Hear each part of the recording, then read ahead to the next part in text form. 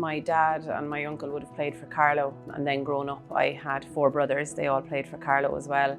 Then I played for Carlow for 26 years as well. Coming from somewhere like Carlow, you have that fear whereby, you know, if I finish this year, is it going to be the year they're going to get to Croke Park? Is it the year they're going to win an All-Ireland? I suppose it's almost like a grieving process. What am I going to do 3 and 4 nights a week? What am I going to do on a Sunday? And I was pregnant then shortly after that. I had seen an advert then with the LGFA, an Accelerate programme. And when Emily, my daughter, was just 3 weeks old, I started that course. My husband was with her out in the car because she had to be fed. You're out refereeing pretty much straight away, whether it's underage or adult games within your own county. And then all of a sudden opportunities opened for me to referee in Leinster.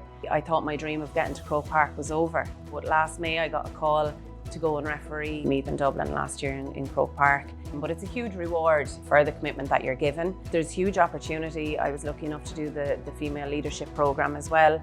My mum would often ring me before a big game, you know, say, oh, what are you up to? And I'd say, oh, I'm just reading the rule book. And she's like, again.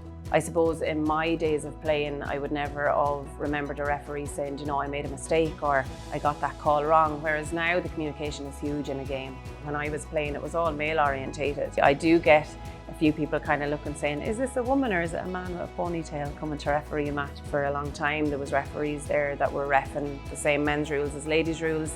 For the players that are giving up so much, you want to be able to give that back in referee. And every day you go out to referee, there can be lots of bumps or not so many, depending on how the game goes. You're used to playing with 15 players around you. You can pick up the phone to them at any time.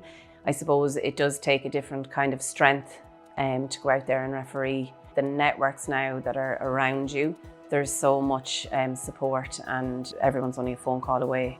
For the national panel, we would have 2 fitness tests, one prior to the league kicking off and then one in May, usually before championship. I trained every day except for Christmas Day.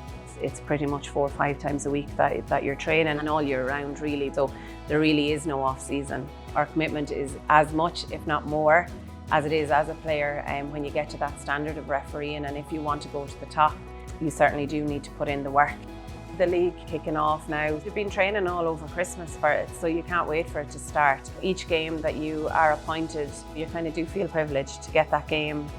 Since starting refereeing, I've become even friendlier with girls on different club teams. That's where friendships are, and I think that's the huge thing about ladies football. You just meet your friends there. That was kind of filling the void for me. Emily has grown up with it as well. And you'll often hear her talking to her dolls and stuff like that, and you know, she's telling them she's going to issue them a yellow card if they're doing anything that they shouldn't be doing. When I'm lucky enough to referee in Dr. Cullen Park, there's a tunnel that a lot of people would know around Carlow. When Emily is at the games with me, she'll always wait after a game and she'll walk down the tunnel with me once we're finished. So it's a little bit of a tradition in our own family now at the moment.